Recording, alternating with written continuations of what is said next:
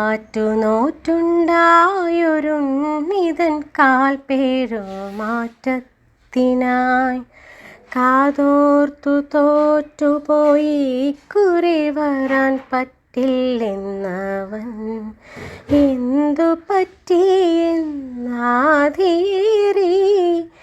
എല്ലാ കൊല്ലവും മുറ തെറ്റാതെ എത്തുന്ന നിനക്കെന്തു പറ്റിയെന്നാരാ നിത്തവണ ജോലിക്കയറ്റമായി വരാൻ പറ്റില്ലെന്ന മകൻ. അമ്പലത്തിൽ ഉത്സവം കൊടിയേറ്റമാണ് അവനില്ലാത്ത ആദ്യത്തെ ഉത്സവം. പ്രമാണിയായവനില്ലാത്ത പാണ്ടിമേളം ഉത്സാഹിയായവനില്ലാത്തൊരുത്സവം.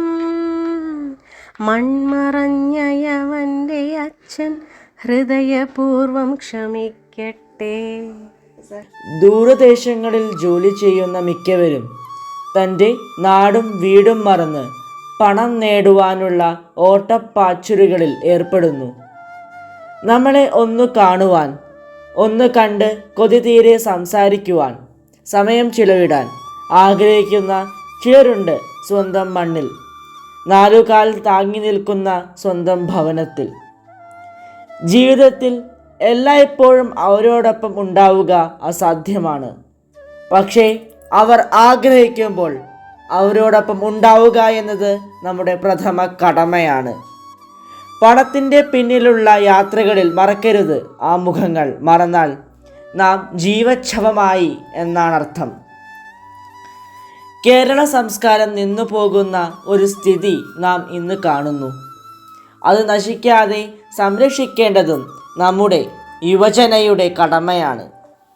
ആഘോഷങ്ങളും ആചാരങ്ങളും അന്യം നിന്നു പോകാതെ സംരക്ഷിക്കേണ്ടത് മൺമറഞ്ഞവർക്ക് വേണ്ടി ചെയ്യാവുന്ന നല്ല കാര്യങ്ങളിൽ ഒന്നാണ്.